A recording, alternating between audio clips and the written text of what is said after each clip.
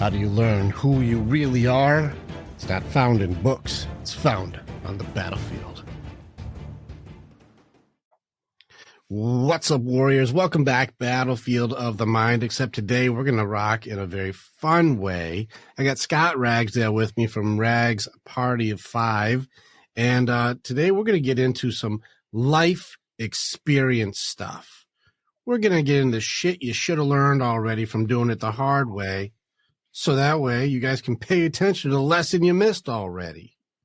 So, Scott, welcome to the Battlefield of the Mind, brother. I'm excited to get you in, man. Hey, I got boots in the sand. I'm ready to go. I've been waiting for this one. Yeah, I'm glad to be here. Now, this is something that we're going to go out. Let's start out strong because you said you have a passionate topic that you want to get into. Let's get into the topic for step parents. Now, some people are like, oh, don't get me started. And on the other side, they're like, please, somebody recognize what I'm doing here. So, So give me your $10, not your 2 cents. I want all the money on your take for like, hey, recognize this with your step parents, good ones and bad ones. Yeah, the good ones. Well, I want to start with the good ones because the good ones is it's a role that it's an honorable role.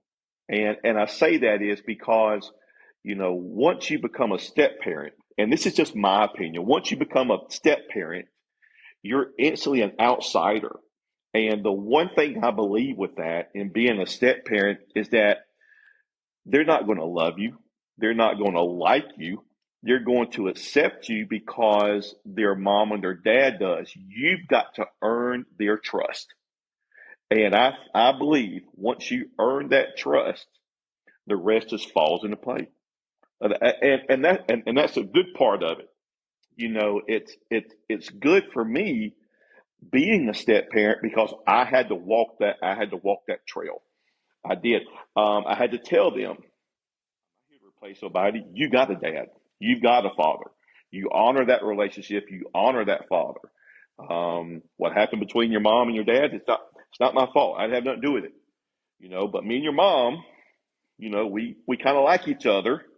And so, I just think that that trust needs to be earned first. And now that's a good side of it. The bad side of it is that, here's the kids talking about, talk about feeling left out. When we get together as a family, and it's weird because it's happened with Amy and I, and our kids are kind of grown. So, they have all these memories. Amy has all the memories with her kids. I got these memories with my kids. So her and her kids tell jokes, and I'm sitting there like, kind of like the mop in the corner. I'm like, yeah, that's funny. What the hell is she talking about? And then same thing with us. So, it does have its ups and downs, but I will tell you this. It's one of the greatest titles I've ever had. It's a tough job, man. How many stepkids do you have? I have two. And I have two, and then Amy has three. So I have three from a previous marriage, and Amy has two from her previous marriage. And it's a little bit tougher, I think, for parents for the kids to still live at home, because here's this new dad. Mm-hmm. They're not calling me dad, or they're not calling her mom, but here's this new person that is, where's my dad at? From the ages where they can kind of understand stuff from like 3 to, the teenage years, because when the kids get teenagers, man, them kids just get psychotically crazy. But so I think, they go through this time warp. I'm like, are you really human? But so from being at home, I think it's tougher for the step parent role if there's kids who still live in the house. But again, bottom line, once that damn trust is built, it's smooth sailing for the part of it. So that's a good part of it. That's a good part of it. It's a tough thing for the measurement. So I got 3 teenage girls. I'm stepdad for each. And so I've got a 17, 16, 13. And boy, do girls not make it easy for you. And I've been around for a handful of years now. And let's just say the trust thing and the earned thing and the volunteer element of a step parent, this is moms and dads. It's a tough gig. I'm going to push one direction real quick. If you have a volunteer parent, you have a step parent that came into the picture, they love you so much.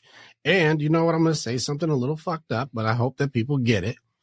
Bringing a bunch of kids that somebody else made for you to raise is not a benefit at first. It's baggage at first. Raising another person's people is not like, you should love my kids or else. It's like, hold on, you're bringing baggage. You got to slow down. Slow down. You're taking a large draw from my resources for people that aren't even mine. Hold your horses. This is a volunteer job with a lot of... Hell yeah, you're right about that, yeah. That's a lot of take. And you'll be rewarded with way less recognition. They will not respect you. They will try to pit us against each other. They will do all kinds of bullshit. And you also have to contend with all my wounds from their parent, their other Spot side. On. Hell yeah. And you got to deal with all the damage I'm going to put on you from their shit. And pending if they're the asshole or not, their shit too. So you're right with that. For all the step parents who are out there, if you are not given maximum recognition to the honor that this person has sacrificed for you and your people and the bullshit of all your baggage that they took on because they love you that much, you better get you a thank you card on the way home or something. You're because right with this person gave their life for all of your lives and the mistakes from your past lives. Mm-hmm. And you're not going to appreciate them? Listen, make sure every day you get real appreciative. You don't Go ahead. I agree with that. Yeah. And, you know, to hone in on that, 4 months ago, I was at a gas station and this woman is pulling up to this. I'm out there pumping gas and this is one of our videos, TikTok videos that went viral. And if I wasn't a calm person, we probably wouldn't be talking right now. But I was pumping gas and I hear this car pull up and this woman is like, rah, rah, rah, rah, rah, rah. And I thought she's screaming on the telephone. Well, she pulls up and I still hear her just going crazy. She gets out and I hear her slam the door and she says, and you're not even my real child. I sat there for a second and I said, are you having a bad day? She said, it's none of your fucking business. And I looked into the back seat and here's this kid, 10, 11 years old, like this with a head down. I said, well, it must not have been that bad. You're talking to that person in the back seat like that. She said, it's none of your fucking business. Well, you just made it my business.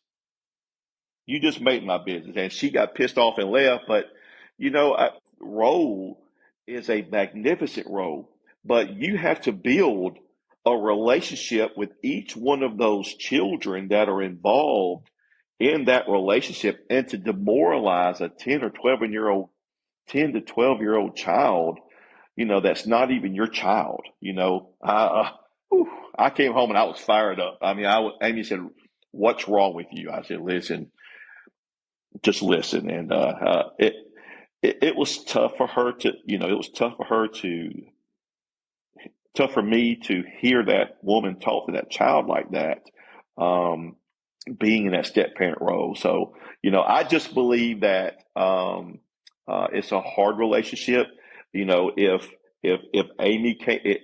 I came to Amy with 3 children, that's not just my relationship that she has to build on. Those are 3 individual relationships with 3 individual opinions and 3 individual personalities that she has to build that trust up with. And fortunate and lucky for us, it's worked out well. So stay with us. We'll be right back. Warrior, thank you so much for being a part of the information that we have. And you're part of our story as we are a part of yours. It's very much an honor to be able to connect with each other. If you want to know more or you want to get started with working with me or working with our warriors so that you can begin your path to authenticity, strength, leadership, and accountability, this is the way. Together, we are way stronger. Now you get to choose. Do you go forward or keep doing what you've always done? If you stay where you're at, hey, click on some of the stuff and follow what it is. We got motivational stuff. We've got podcasts. We've got more things. Just subscribe and do the stuff and we'll keep you updated. But if you want to start going in, start jumping into what our programs offer and start your journey and being the hero in your own story.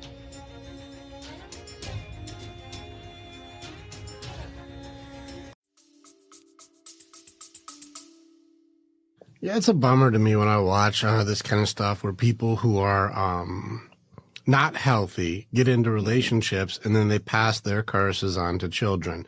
And this kid didn't ask for this lady to be in his life or her life. Right. I don't know if it was a boy or a girl in the back seat.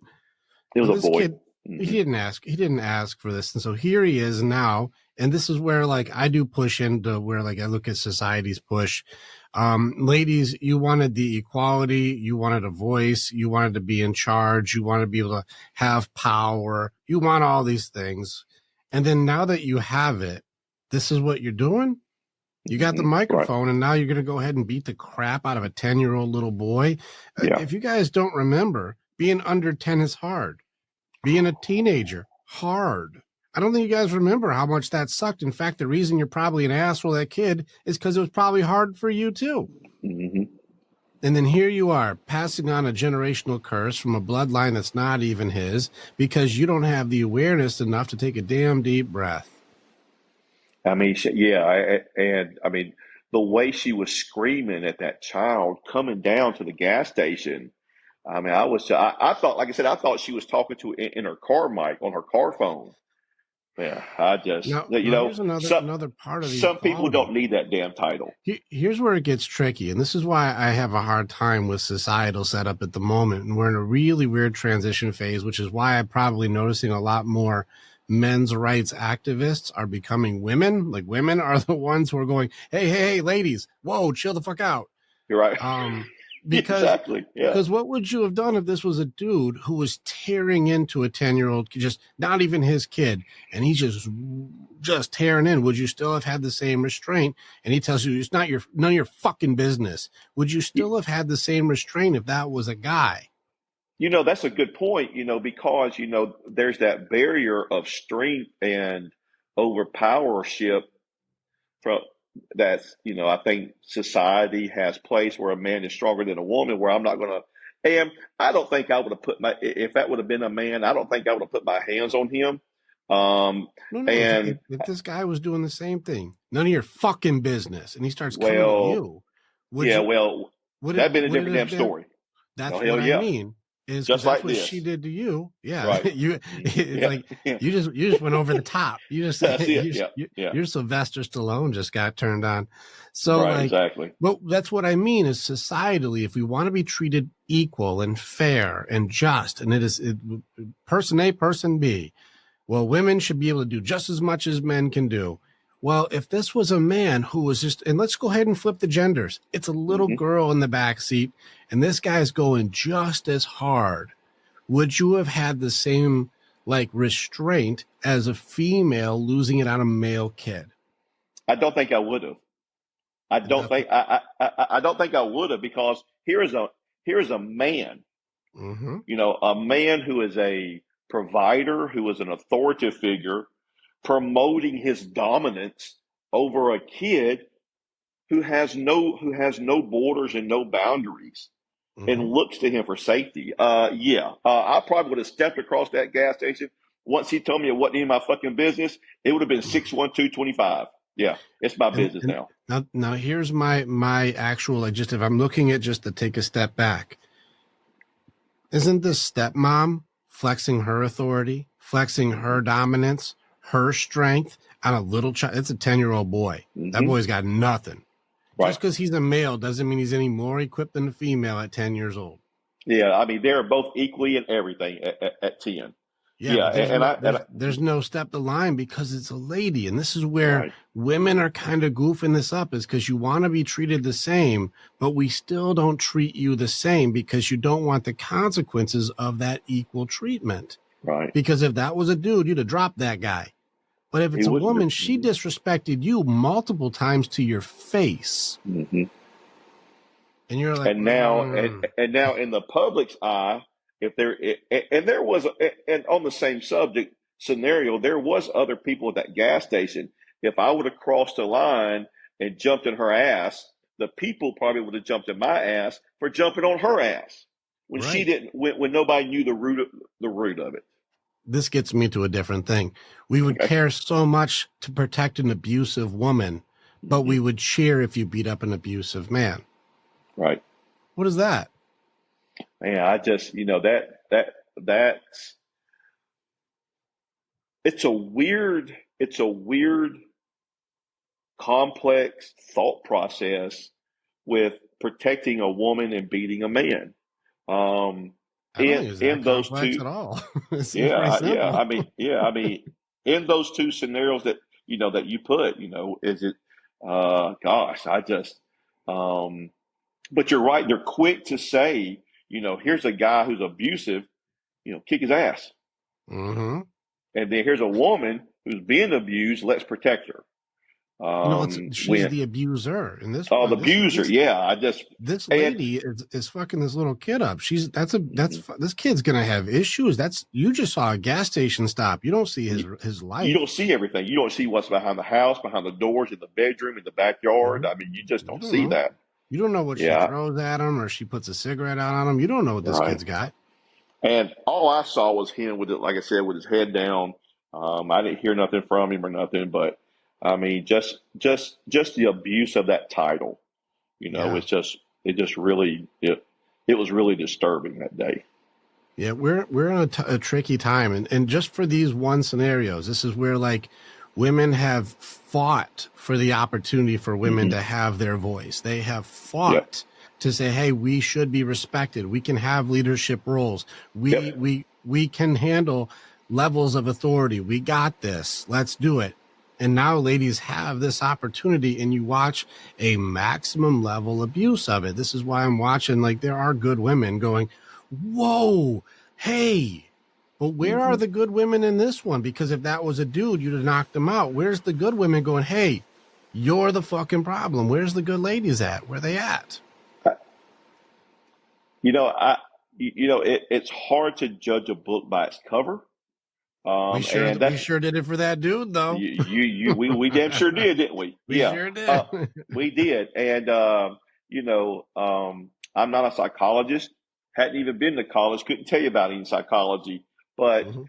that woman's history, you know, like you mentioned before, what was that woman's history in her upbringing to make her react? Did something trigger her from her childhood to make her Yes, react like that? I don't know. sure did. Um, Because this was but a I, trained response. She yeah, sure did have something happen. hmm yeah. I mean, there was something that made her become instantly aggressive.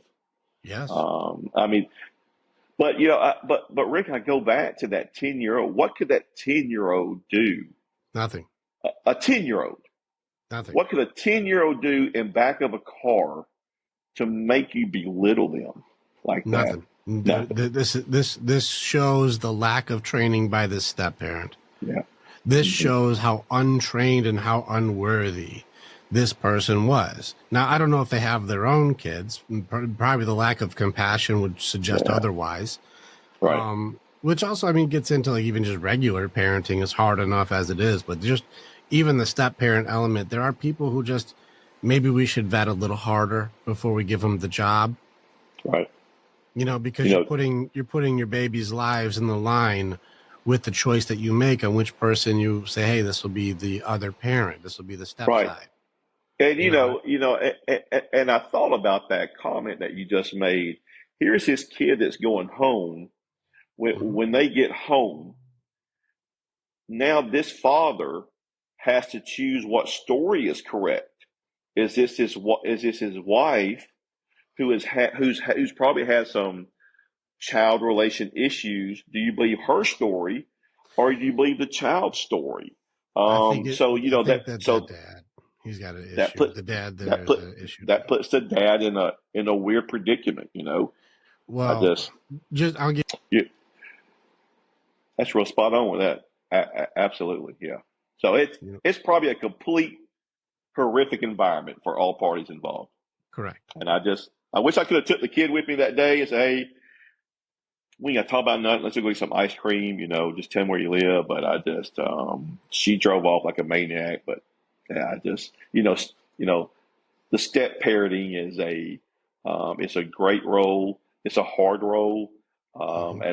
And I do feel it's an honor to finally get that title.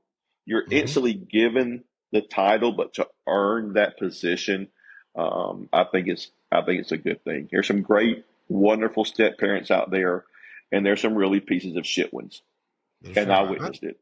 I think this is just a people thing. I'll throw it out Right? while we're out there. I'll throw some public appreciation out there. Um, praise to parents, of course. So this isn't to belittle or to ignore or to shut down true parents, the parents, but let's go into the volunteers themselves. So my stepdad and my stepmom, I have one of each. I got my stepdad, Ray. That's a good dude. Like I got a good stepdad. And my stepmom, Charlotte, love Charlotte. We had a great talk this weekend. We got to have a good heart to heart, tear it out. Like Sure. that, these are good people. But here's the thing too, that I had to recognize also is that for me to recognize the value of the sacrifice of my step parents, it was like a decade later before I go, oh, I get it now. You guys put up with a bunch of shit with no recognition. You weren't called stepdad or stepmom. You were always Ray or Charlotte. Right. Like you were a name. You weren't even a Hmm. title. You were just somebody I know. And it wasn't until later that I realized all the values or the things that I learned from you or the sacrifice that you gave or how much you put into it that I was like, damn, you were pretty good at that. Like that was cool. Like I didn't give you the credit you deserved, Sure. and I Sure. didn't say I love you to those people when even if I did, I didn't say it until way later. Right. And it's one of those things where like I even with our daughters, there were some moments that they had to go through that were like brutal. And even our oldest had to go through some really tough stuff until she had a wake up call. And then she's like, you know what? I tried to play it tough as a teenager. Truth is, I didn't know how good I had it. And I do love you guys. I didn't Hmm. know, and until you start hitting a rock bottom thing, they won't do it. And the other two never will they ever. They'll never say it. Right. The middle one will show it, never say it. And the last one, I got another decade until they go, all right, yeah, I guess, you Right. were cool. Exactly. Yeah. Yeah. I can relate to that. Um, I'm the I feel very fortunate in saying this. Whenever Amy's kids have an issue, I'm the first person they call. And to have my telephone ring, cautious, hey, what's wrong? But they always tell me I can always depend upon you. And, just to have that, just to have that little sector in their mind, if I got a flat tire, if I got a problem and somebody's messing with me, whatever the scenario comes up as young adults, they can always call, and they do always call me. And that's that reward we've been talking about. Yeah, well, honor to you, bro, for being able to get to that point too. Those when you talk about earned, I have a lot of when I do deep psychology conversations with people, and I talk about the terminology we use for respect and trust. I'm like, how do you earn it? I'll take it to the DNA on people, like, but to say like, aside from all of that aspect of it, to say I have earned the position in this child's heart to say. Right. That's my go-to guy. Yeah. I can say for the oldest one, I'm first call. Yeah. We've been through enough battles that she knows that I'll come in and bleed for you. She Right. knows. The middle one, only maximum crisis. Then she calls me. When it's really bad, then I'm involved. And I so got then you. she'll go chain of command. The little one still, if I got hit with a meteor today, she'll be like, that's weird. Who wants pizza? Like we, so we still got some ways to go with it, but 13 is hard. So I got to remember It's a that too. very hard age. It is. 13's hard. And so that Yeah. helps me a lot too, to remember, like, I'll even this will be a funny moment in the future. Even me being like a behavioral expert, we're all fucking our kids up. Just so you know, if anybody thinks they're the best parent, we're all fucking our kids up. No matter what, we'll accidentally be doing this. And we may not be giving them our generational curses our parent had, but we'll give them new ones that we made up for them. So like, I've even had people whose parents were so good, they don't believe their life makes sense. And so they sabotage all their good things because their parents did too good of a job and they don't deserve it. Like, you can't win. No matter how good you are, it's fucked up. So like, all we gotta do is teach our kids to be able to deal with how to deal with fucked up shit. That's life. And so I've gotten to the point with the 13-year-old, because 13 is just like, it's the be a dickhead phase. That's what 13 is. You got to be like, whatever, I don't care. I'm talking to my friends. Like, it's just that phase. And so I've gotten to the point where I'm like, listen, I'm gonna go straight to bribery at this point. I'm bribing. I'm like, I tell you what, every time you just do general kindness, I'll give you $1. Just fucking try. And I'm low hanging fruit. Like, you can just be like, hey Rick, did you see this video today? I'm like, that was very nice of you for sharing. Here's $1. Like, that's it. I'm low hanging fruit at this point, because like 13 is hard. And so I'm just trying to be compassionate. Yep. That's I put the broom in the corner. Here's $1. Yeah, I'm like, fuck it. Hey, did you sweep the floor for everybody? So nice. Here's a. I'm like, how many people's in the room? 5. Here's fucking $5. Yeah. You could give me a high five and I'll give you $5. Like, listen, I'm at this point, and it gets tough because like they don't really get it. And so I'm at that point where I'm like, I got a pocket full of dollars. I wish you'd just will you please just get some of these dollars? Will you please? Exactly. Give me 1 second. Let me let this dog out. He's losing his mind. Okay. We're so live it hurts. All right. No, but it's fun with the kids, man. It's fun to watch. But I just know that I just because I know how this works, I'm like, oh, in 10 years when she's like, thank you so much. Like, I'll get it. I just got to put my decade in, man. I just got to put in my decade of my good life, my good years here, my resources, all these thankful years, just so later on, they'll be like, yeah, I guess thanks. Like, just, that's all I'm waiting for. But for you, when does that decade start? So like 13, 15? So we're about 6 years in right now. But I think that usually, because you already know, around in the 20s is when they get enough life under their belt where they start going like, oh, I get it. Because like, you know, in the teens, they're like, we know more than you. How can you do it? And like, you've never done it before. Right. You know, and like, and they don't understand a lot for those things either, because they never had to. And that's just part of being a teenager, you know, so they know more because everything's gone the way they want it to, because they don't understand how it comes to be that it's gone the way you want it to. Right. They're like, it's easy. I just go buy new shoes. And I'm like, where'd the money come from for shoes? And then where do you put the shoes when you have them? Right. Yeah, all these factors around you, you didn't do anything to get. Right. Yeah. I remember a friend of mine told me he and his sister had gotten in trouble, and she was 15, and his dad was like, the sister and the dad were arguing about something, and he said, I'll sit and listen to it. And he said, Scott, Dad told her, go pack your shit and get out of my house at 15. So she went back there to her bedroom, got a suitcase, packed the whole suitcase, brought it back up to, he said, come here. He said, bring your ass here. He said, what? He opened up a suitcase, took everything out. She goes, what are you doing? He said, don't interrupt me. It's my house. Took everything out of it, one change of underwear, one set of clothes, and got a Walmart bag and gave it to her. She said, why are you doing all that? He says, you ain't got a fucking job. I bought all of it. That's my suitcase. Bye.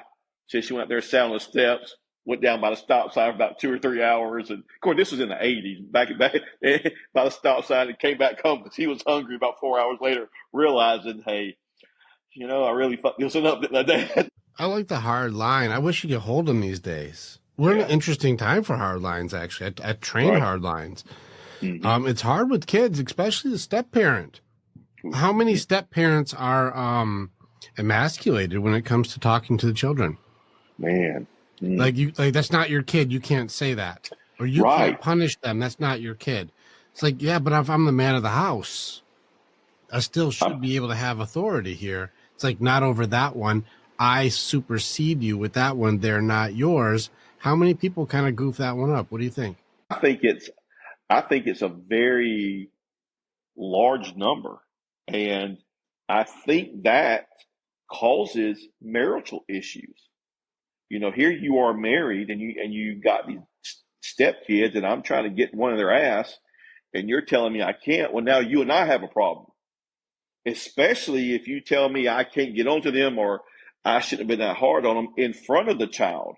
That lets that child know, even though you're the man of the house, you don't have no authority anymore, like you just said. So, I think it goes to a second level where, hell, I can't discipline the child, and now you're correcting me in front of them. Well, me and you got problems before we even start talking about the child.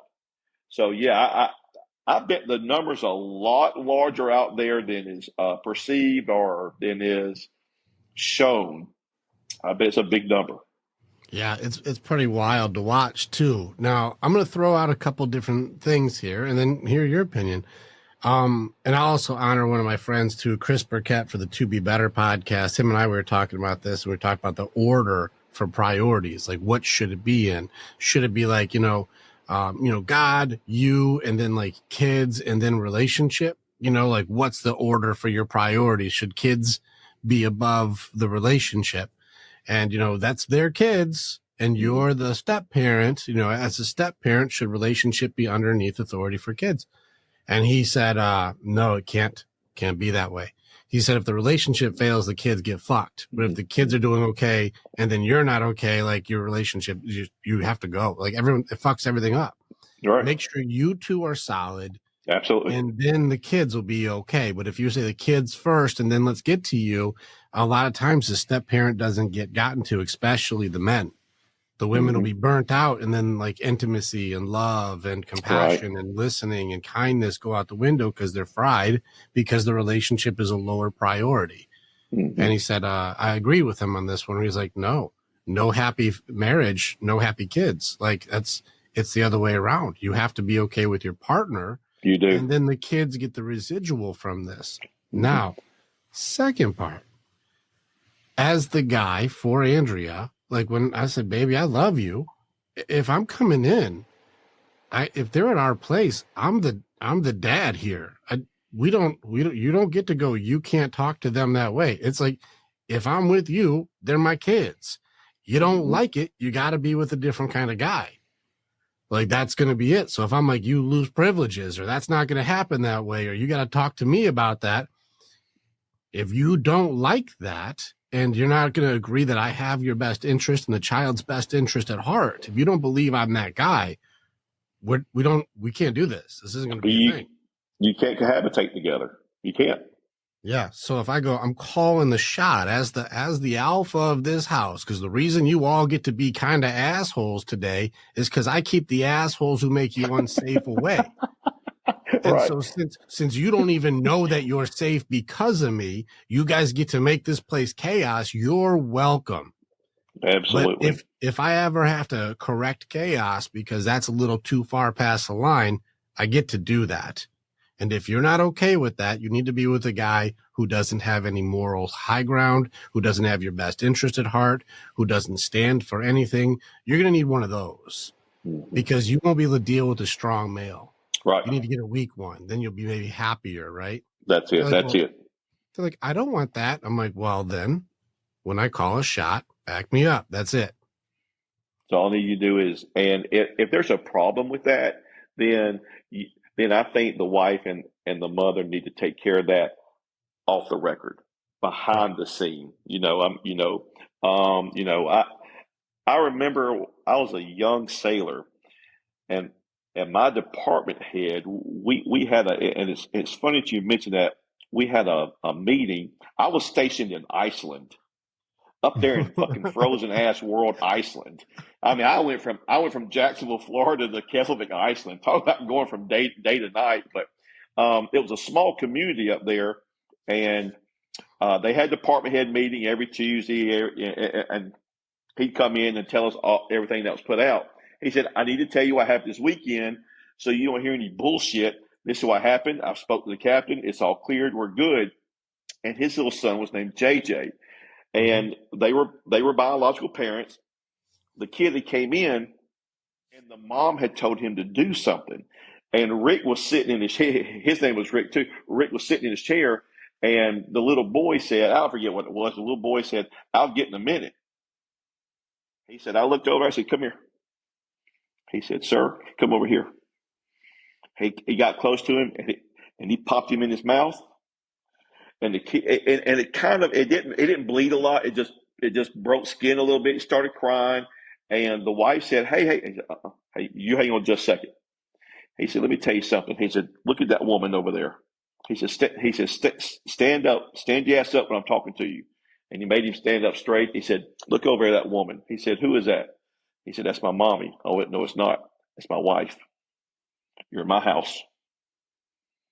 You will never disrespect my wife in my house. She tells you to do something, unless it causes you to be hurt, and you gonna damn do it." So that's all in the realm of step parent. But he put that out there to us because he wanted them to know, because in Iceland, pregnancy was rampant, man. I mean, people were just having babies because there ain't nothing to do up there except drink and have relations. And he said, before you get in this parent role, he said, it's a bad job out there. It's going to push you to the limit. So, but I just thought that was kind of a unique story at a 5-year-old, how he said, "Hey, look, I'm alpha. That's my queen. This is my house." So I just thought that was kind of That's cool thing you did to him.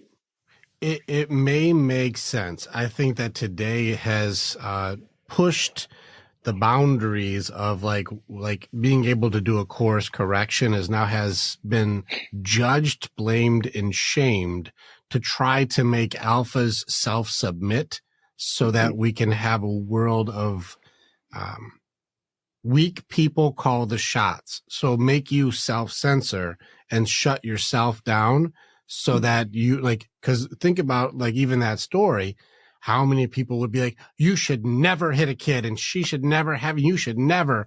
And they'll start doing this thing to say no, that was a course correction. He didn't close fist that child. Right. And that was everybody's comment. How could you hit a kid? But that's the point is this is where people like me come in, and I'm going to rattle the cage. People like me will come in. I'm not saying, that was right or wrong. I'm going, well, that was a course correction. No different than telling your dog not to shit on the carpet. It's a course correction. It's not meant to be destructive. He's not breaking bones. He's not tying him to a radiator. It's nothing fucked up. It's just hey, wake up. This is going to hurt. But you need to feel that to understand that there is hurt associated with hurting mother. Mm-hmm. Do not disrespect this woman because there's a cost to it. There's a price tag. Right. And I need you to understand the price can go up based on offense. And I'm going to train you young. No different than the concept here that makes sense is, do you know how they break circus elephants from not just ripping the chain out of the ground and running away? Mm-mm. So when they get a baby elephant, they'll have a big chain, a big thick chain, and a big lock thing they put on its foot, on its leg. And that little baby will pull and pull and pull and and just try and get out. And no matter how hard it pulls, it's just that chain is just way too thick. It's too strong. And it will do everything it can until it goes, I guess I can't get out of there. And so it'll create an association to, this is impossible. I can't get out, so I'm going to stop even trying to fuck with it. And then after that happens with that baby elephant, you can just tie a regular little rope around that thing's ankle. And the mindset is, it'll never even try to pull it out. That thing could rip that thing out in a second when it's a grown adult. But even as a grown adult, it'll have an association to, you can't pull against that. You can't beat it. And that's kind of the same thing where if I tell the boy when he's young, there's a cost and you don't want to have to pay the cost as you get older. And as you get older, he's like, I know that there's a price tag to disrespecting mother. That's my mama. Or that's, that's my stepdad's wife. And I'll have honor and dignity, and I'll defend my wife too in the same way. And in that way that he's done that, he's taken that kid and going, hey, I taught you when you're young, there's a small course correction, but there will be a course correction. Right. And from that moment, he no longer has to hit that child because, well, I learned if I pull on that, that's not going to work. Mm-hmm. And that means from that moment on, there is way less abuse to a kid who's been course corrected than people who aren't doing proper course corrections. And this is something that I would challenge, especially with today's generation, that correct course corrections. Now, I'm not saying like backhanding and making the kid bleed is necessarily correct, but there is going to be some level of, if you fuck around, you'll find out, that needs to be associated with the man of the house. That's tough today. That's tough today because even the I'll pack your bag for you and here's a Walmart bag, go get lost. Like you could easily have child protective services there. Right. Because everybody's got DHR on speed dial number 1. But there's a price tag to these things too, and kids don't understand too. What if that shit works? You lose your family. So you think that you're going to call the parent like, oh, if you don't do what I say, I'll call protective services. These dum-dums don't understand. You lose your family, end up in foster care. Just like that. And you may not get a good one. It may be a bad home. They're not all wonderful. Some of them are good, but there's some bad ones. You may end up in a bad one with a bad kid who's in there who does bad things to you. And all because you want to prove a point to stepdad or stepmom. Yeah. People don't understand. There's a heavy, heavy toll to not doing course correction. Right. And this is a weird world. I remember when my son, went to school, they'd bring home daily journals, and it'd be like green light, red light, yellow light. But Brady was green light today. He was red light day, and he came home, and he kept running up the steps and running down the steps. I'm like, son, quit running up and down the damn steps, dude. Well, I'm trying to make myself tired. I will go do something else. Up and down steps, up and down steps. So he did it one more time and said, come here. I took his shoes off and I spanked the bottom of his feet. And I heard that on Dr. Phil. He ran up and down steps. So the next time he put them shoes on and he put on them steps, he remembered, well, if I run up and down these damn steps again, my dad's going to beat the shit out of the bottom of my feet. And so going back to the school where the journals came to play, he kept screaming out in class, being rude to the teacher. I told him, I said, son, if you bring home one more red light on you screaming at this damn class, your ass is mine. And he was probably 5 or 6. Sure enough, he came home the next Monday or Tuesday, blurting out class, screaming at teacher. All right, come on. I took him outside in the backyard, had him stand on a 5-gallon bucket. I put him in his underwear, and I got a metal pot and a wooden spoon, and I had him bang on that pot and scream. And I said, if I don't hear you screaming behind this door, you're not screaming loud enough. I wanted to give him a little bit of laryngitis just so he could understand the next time I scream. Ooh, hold on a second. I remember what happened last time I got caught screaming. So, that behavior, all parents teach differently. But I had seen that episode on an early episode of Dr. Phil about child behavior, about correcting it, how they messed up. And I thought, well, hell, I'm fixing to beat the shit out of my son's feet. I get tired of him running up and down them damn steps. And he didn't run up the steps anymore, but. Yeah, it's tricky on those. I as far as agree or disagree, it's not really relevant either way. But as far as the steps one, I can see the steps one. The public embarrassment one, though, I think that one can kind of get trickier because it may make him no longer try to do things that could be potentially risky for his own. Like he won't start a business, or he won't draw attention, or he won't ask a girl out, or he won't like anything that would be a public embarrassment. That one could be a little different just as far as I look ahead. Slapping your feet, like this is where the impact on things. I even say this too, like we discount discomfort far more than we think we should. And here's what I mean by this. Would you rather take a punch to the face from a grown man or have wet socks for 1 week? Me personally, punch me once. That the wet socks is so uncomfortable. Yeah, absolutely. But you're not gonna.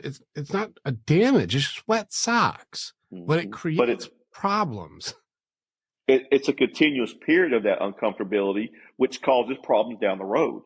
Right, and so a lot of times, just we discount how powerful discomfort is, but public embarrassment can mess up. Like, I don't want to do a speech at school. I don't want to be noticed anymore. I feel ashamed of who I am.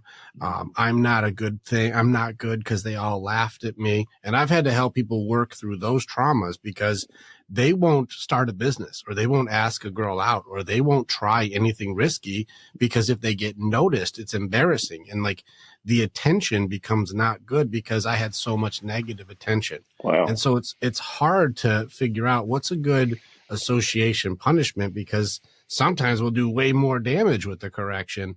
Like the foot one, that's just like you said, the punch in the face, it's going to be uncomfortable, but I'm still me. Right. But if you do a total embarrassment or a total like destroy who you are as a person one, well, that one's a little different than the like my foot hurt for a minute. Like a butt spanking is more appropriate than public embarrassment. Right. You know, so it gets tricky to figure out like, well, what's the best way to do this? Because nobody trained me how to do this. So I'm kind of fucking winging it. Right. I just want the damn kid to be respectful and school. That's it. That's it. Be respectful. Say yes, ma'am, no, ma'am. Learn your manners, and I call them red lights coming home. Let's get some green and yellow, green and yellow ones. I used to do stuff that would just be leading into discomfort. You know, like weird ones too. I used to try to be creative with it because I didn't want to beat the shit out of the kid. I had my ex-girlfriend. She had a young son and a young daughter, and I raised them for like, it was almost 8 years. And they were good kids. It was a tricky time for everybody. But the boy, sweet kid, but man, he would hard weigh that shit. He would hard weigh it. And I would have to do stuff that was like, I didn't want to hurt him, so I would just make it uncomfortable. Well, he liked playing football at school. Well, I'm like, dude, you fuck around, I'm taking your shoelaces. Those are mine. Well, you can't play football without shoelaces. Your shoes keep falling off, but you can't take your shoes off at school. And so now you just got floppy shoes, and it's so uncomfortable. He can't play because he's like, this is stupid. And like, he's just uncomfortable. I didn't hit him or hurt him or beat him up or nothing. Your shoes are weird. I'm like, I'll do that. You know, I'll take small things like the Xbox and stuff like that were easy ones, but I'll take stuff like your favorite pillow. You can have the shitty pillow. Don't go take a couch pillow then, but I can't sleep well on that. I'm like, I know. It's going to be uncomfortable. You're going to suck. Or like, you don't get the good blanket. Here, you get this shitty blanket. That's my blanket. Right. Well, I don't like that blanket. I'm like, I don't like you being disrespectful to your mother or screaming at school. So, well, these are uncomfortable conversations. Looks like we're both uncomfortable. That's funny. You shape it up, though. You be cool, dude. I'll give you your shoelaces, your favorite blanket, your favorite pillow, all that. You can have all of that. I give it all back to you once. You go ahead and be cool. I'll hook you up, bro. You have a good life. But if you want to be nonsense, well, then I guess you're going to have to do it on a nonsense term. You know, so I try to like lean into like what is not as insane, but I just know that discomfort is sometimes worse than just getting slapped. Sure. You know, because like if you had to take like between the two, you're like, man, I'll take that hit way before that, like, you know, that total embarrassment thing. You know, like I'll take that one in a second. Exactly. So maybe I'm leaning in towards like slap the shit out of your kid is better than public embarrassment. Hey, listen, am I right? I don't know. Yeah, Ricky told me to slap the shit out of my kid. What do you mean, officer? But tell him you love him first. I love you. I love you. Yeah. It's going to hurt you more than it does me. This is what love means. Right. Yeah, we're fucking our kids up. Yeah, these kids are all fucked. All right. Just for the record, we're not telling you to embarrass your kids or publicly beat your kids. We're not saying that. We're just trying to go, well, being a parent sure is fucking hard. And how do we know what to do? We see what other people do. Do your best. But I would say, don't discount and discomfort. I'm just putting it out there. Don't discount the value of that's uncomfortable. Right. Maybe it'll save a couple kids. And then also don't scream at the kids. What a useless activity. Right. That lady in the car, what a waste of time. It was. Like it just to tear a kid down because you don't want to do self-work. Man, unworthy. Okay, I got one for you. Help my guys out. Help the boys out there. The boys, these, whether you're a husband or a step-husband or stepdad, like give me the husbands that are out there. Our boys struggle. And here's the struggle. We do not want to be abusive. Fair or not fair? Fair. Fair. We don't want to be abusive. I don't want to hit my girl. Do you want to hit your girl? No, we don't want that. We don't want to hit our girl. All right. Do we want to punish and starve our girls or make them feel like very miserable? Do we want to make them have a miserable life? No, we don't want that either. Okay. When it comes to the ability for a strong male to hold the line, like, babe, please stop doing that shit with the kid. Stop losing your mind. Don't scream at the gas station at the kid and lose your mind. You can't have this. Like, stop that stuff.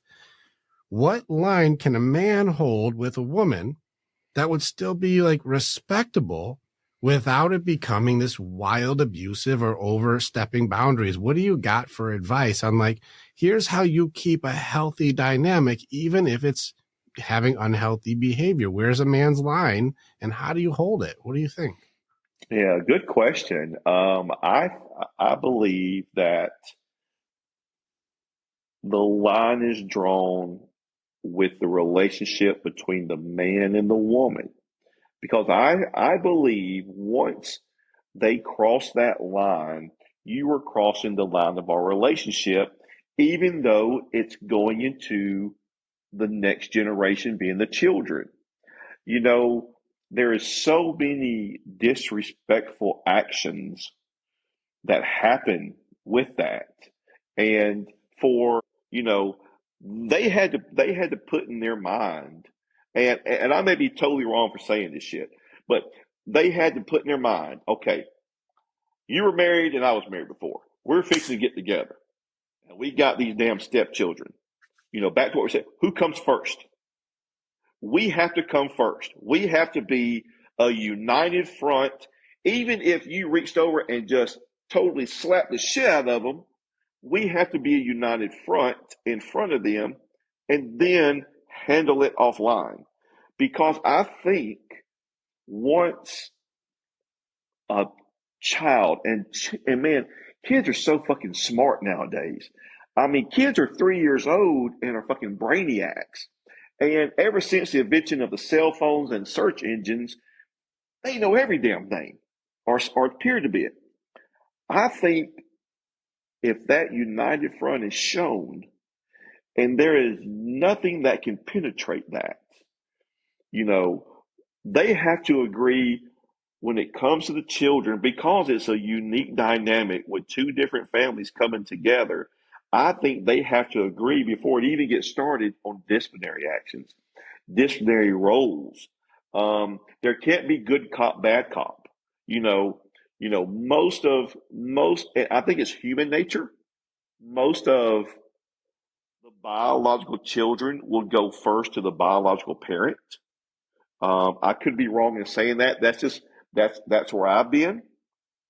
For really any type of sensitive or, oh my God, am I getting in trouble? What's Scott going to think kind of issue? But to answer your question in a final line, there has to be a solid front where both those parents agree on every term, on every level. Because if not, they're going to ruin that child, because that child's going to think, I've got to, once I get married I got to stay married to this person forever because my mom was married to a stepdad and it was fucked from day one. So if they grow up, getting second tier, if they grow up and get married, they'll be afraid to leave the person they're with because of the step environment that they grew up in. And like I said, I could be wrong, but I just I just believe that both parents need to be together. The roles just need to be defined. They just do. So I think on this one, I'm gonna agree with you. I'm not gonna challenge you on this one. Like, it seems correct. Now, what if you just can't get to agreement and like she's just not playing ball? Like you're like, we need to be a united front. This is better for the kids. Let's try and come to an agreement. Let's work this thing out. She's like, no, my way, highway. Well, What's a guy supposed to do here? How can he handle this scenario? What's our bargaining chip? What do we got? this would be mine. I'm going to put myself in that scenario. Um, I love you unconditionally, and this is me talking. This is me talking to the wife. I love you unconditionally. I have showed that. I have proven that. Um, we have a major obstacle in front of us right now. And it's causing a major issue. And you're telling me that I can't do this or this can't happen, and it's going to be your way or getting out. You might as well just serve me with divorce papers. That's essentially what you're telling me. And I, I just think that the marriage part can't be set aside for a moment. It can't be set aside for a disciplinary action. It can't be set aside for a punishment. Um, that has to be the foundation of it all. It does. It has to be. And it has to weather through all them damn storms. And when you combine two climates together, and that's a mom and a stepdad, or dad and a stepmom, those are two climates. There's going to be a lot of damn storms. And I just don't. I can't be chosen between me or my children. You married me. You wanted to be with me, and it just has to be worked out. It just has to be. What if it's But what do we if got? if it What can't does the be, man have? What's the man got? So she's not doing it. So then what's the guy got? Because this is the most common thing for guys. Is like she's being aggressive, she's being mean, she's tearing me down, she's screaming at the kids just like she did at the gas station. These things are happening.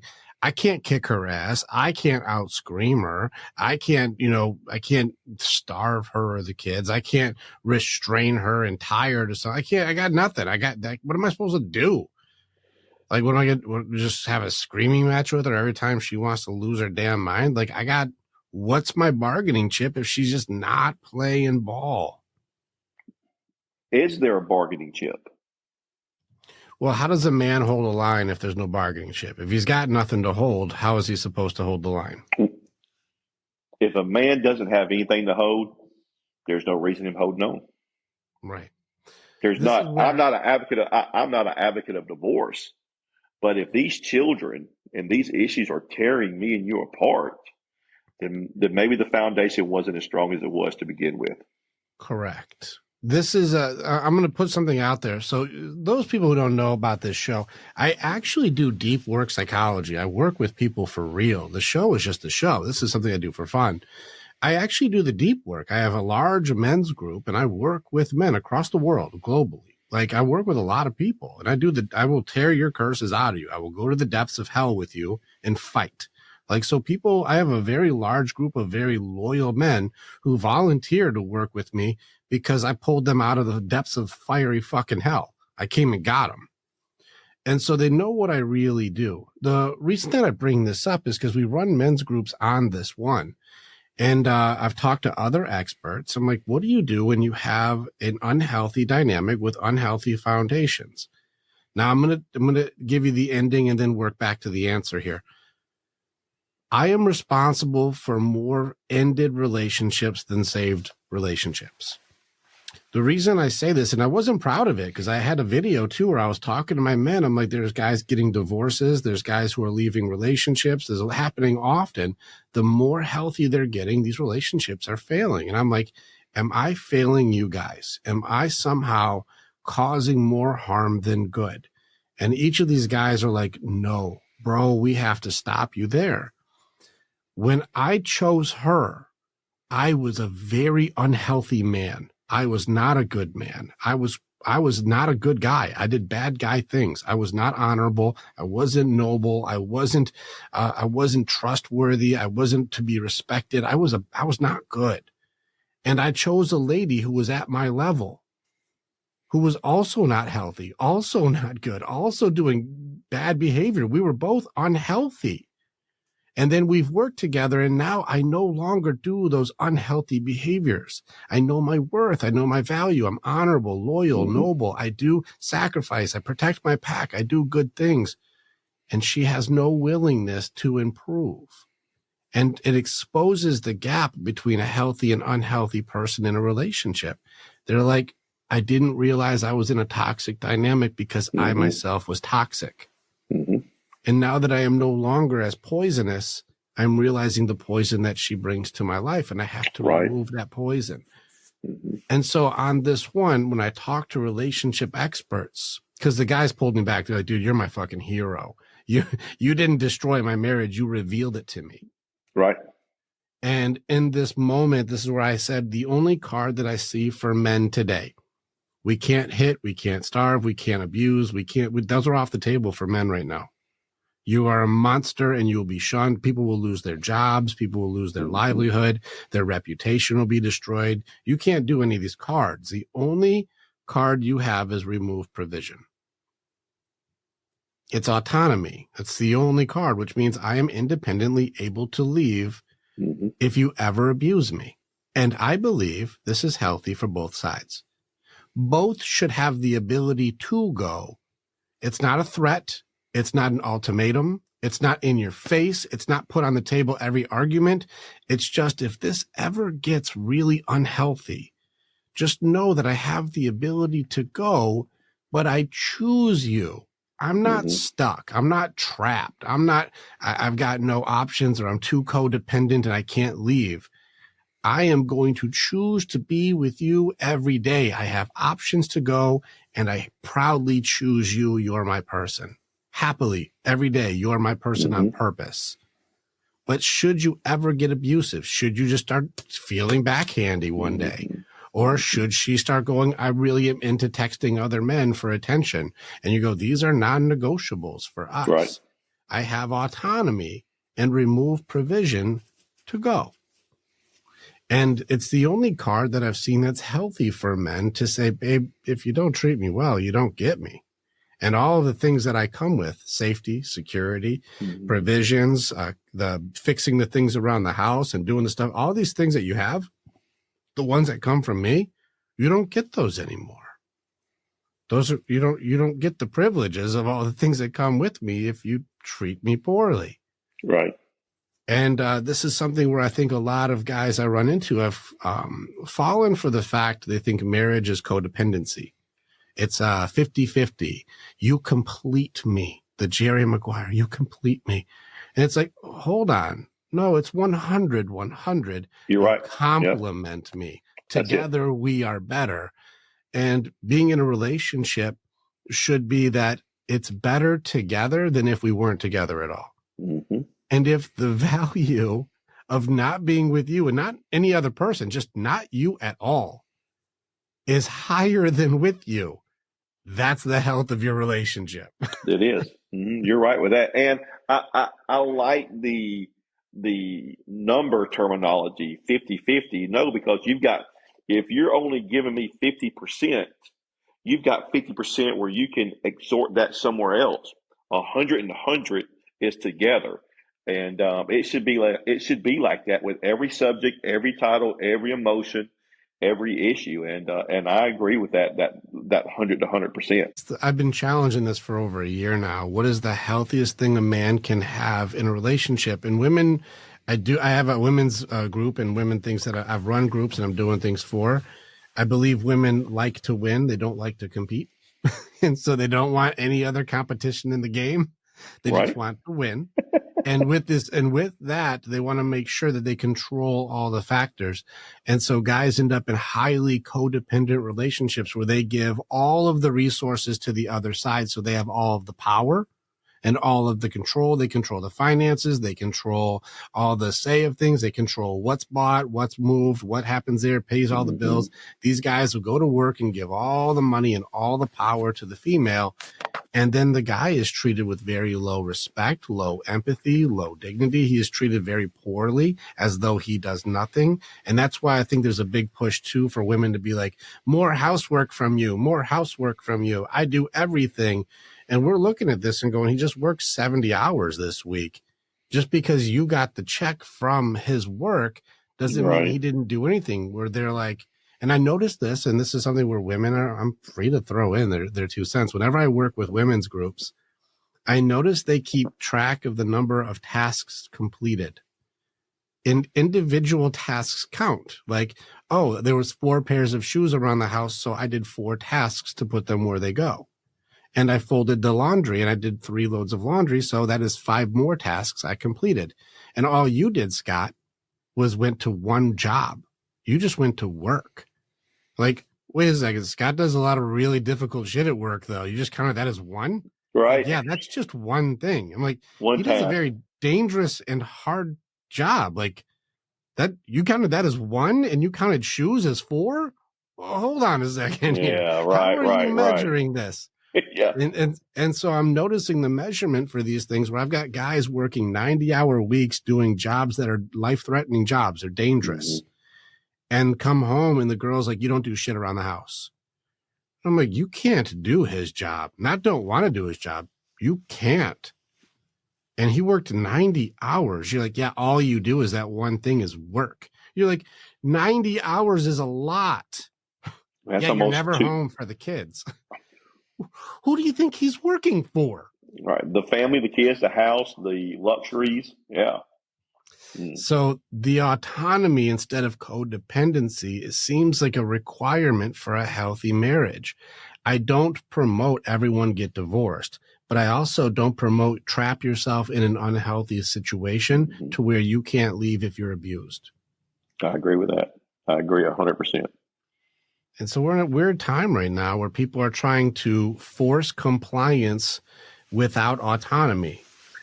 You need to give me everything you have. What's yours is mine and what's mine is mine. And then they're rewarding women for divorcing men. And this is something I don't agree with. That's why the divorce rate is mostly women filing for divorce, is because they're rewarding bad behavior for ladies, which is going to expose women and it's going to hurt women and it's going to leave a lot of lonely women. And guys are going to unify. Guys are probably going to start creating their own empires on stuff. And they already are. Guys, I'm not red pill, but I can understand the guys who do that. I don't know if you're familiar with any of that stuff. So there's guys who they have like MGTOW movements and things like this. This is called men going their own way. They're like, done with bitches. Done. Really? Yeah. Like these ladies, they have burned me in every way. I run a business. I have this. I have that. I have this. I have cars. I have money. I have all the things. I have good friends. I have love of the hobbies. I'm a good dude. And every woman I'm with just wants to take everything I got. I'm done with these girls. I don't need them. And so the guys just going their own way. And there's a lot of business owners who look at marriage now as if this was a business deal. This is a terrible business deal. I wouldn't do this business deal. Let me get this right. I pay for everything. I supply all of the resources for everything you need for safety, security, and all the elements that make your life good. And should you just have an emotional moment and just decide you're fucking done, or you want to go and do whatever you want to do, I not only lose half of everything I've ever built, I also have to continue paying you afterwards. And we don't even have to have an agreement for the reason you don't want to do the deal anymore. You can just change your damn mind. And somehow this would be a good business deal. They're like, I think I'll do that. I have to get a different business license. Right? Like, I think I'm going to stay out of that business deal. It seems like a bad deal. And and this is even more frustrating, is the morality for women has gone down lower. So these types of guys who have those can now also prey on the vulnerability of women who don't have morals. They'll just sleep with the guys who have potential, and these guys have no intention to keep them at all. So they can just burn and churn through as many girls as they like, which if you're going to give it up, that's on you. That's a moral choice. So I don't judge anybody. That's what you do. That's what you do. But it's created a transactional lifestyle that's becoming more and more popular. And that's a weird thing to watch because the families die. Like there is no family anymore. That goes away. And we're in a weird time where people seem to can't wait to do it. You know, the other way is if you watch the Universe 25 stuff, which is a little psychology stuff, but if you get into like what happens when things are all good, when good men create good times, when strong men make good times, you've heard those things. Well, we're in the good times. What are the biggest problems people have? Like we're in a time where we can just go like, you don't agree with what you should call me. You should go to jail. Like, wait a second. You didn't call me the right thing. So you should, that's not a thing. Like, but that's the way it is now. We're creating problems. Yep. Because there's no problems. We're going to make them then. Then I'll just make some emotional I'll make a problem up. Yeah. People have anxiety about things that could go wrong because nothing's going wrong. You're right. You're right about that. Yeah. That's a lot of times when I'm working with people on this stuff, I'm like, can we look around for a second? Are you actually in danger? Well, no, but what if this happens? Or what if? I'm like, I know the what ifs, but are you? Take a look around. Like you're worried about lions attacking you today. Are there any lions? Right. Well, no. And I think if I on that line, I think people, I say that most people need a little drama in their life. And if there's not drama, I think they want to create a little bit just to have a little bit of okay, I feel important because I said this or I thought about this, or I think it just kind of uplifts them. That's probably a bad word to use, but no, it's I think I've got some theories. It goes against traditional psychology, but I think that it's going to work really well. I'm going to do a little foreshadow on some things I'm doing when I'm working with women on some things I've noticed. And I want your opinion. Now, please challenge this stuff just for like fun's sake. Just have fun. Okay. Okay. So I believe there are parts of women that are in there. Now, just so you ladies, before you get all up in arms, I believe there's a positive reason for it, but it has a very negative note to it at first. So here's a theory. In a relationship, women are the chaos. They have a chaos element built into them. Just like you said, when there is peace, people need drama. Who's most likely to create an emotional drama? Now, before you ladies who have never dated other ladies go, yeah, well, guys do that too. Listen first. Listen before you start doing your traditional point the finger blame game. All I'm making is an observation that women are the chaos. What are your thoughts? I believe that the women carry a more emotional. I'll stop there. I think women are more emotional than men. I think most of them are. In my life being, and in my relationship being in the past. So as far as the baggage is concerned, there, the women have, because of the emotional fortitude that they have. I don't know if it's called, I wouldn't know if it's called fortitude, but of the emotional foundation, they're just really more emotional than the men are. So that comes with that drama. And it does. I don't think it's sought out. I think it's just naturally inbred. I ran over a roach. So did I. But the roach just laid there and suffered. And, again, but that emotional part goes back to, I think, biology, how they're designed, how women are developed because of the once a month emotional cycles they go through. So I think some of it wouldn't be as bad if it wasn't because of that. But I do believe that women are more emotional about things than the men are in the relationship. And if it's not something that is said correctly or done correctly, or a task that wasn't done maybe during that time where they're a little bit more emotional that moment, then I think it causes an issue. Right. So naturally, the chaos feels more dramatic. Right. Like there's more drama involved. Now, it's not just the one cycle. They got 4 hormone cycles in a month. So like they're going through like multiple hormonal cycles throughout just the month. So it's 4. And so it's even more complicated because you don't know, like even they don't know. Just so you know, when I work with women, they fucking hate it too. Just so you know, they don't like it either. They're like, can't control it. Like 1 second I'm good. Next second I'm crying because like I couldn't find my pen. Like, I don't know why that's a thing, you know, like she's like, I hate it too. I don't like it. Right. And so ladies don't like it too, but we lean towards the chaos element as drama. They create drama, which it's there. So we can't deny it's not there. And the ladies don't like it either. Here's the positive side to it. Here's why I believe women have chaos. Chaos just it means out of routine. It means something I didn't expect. It's out of order. It's not orderly. It's spontaneous. It's exciting. It's wild. It's untamed, you know? And so I don't believe that chaos is necessarily a negative thing. It's just leans that way because women do rank 3 times higher in negative emotions than guys do. That's why they gossip. That's why they, you know, do all their negative talk and they complain more than guys do. And it's by a lot.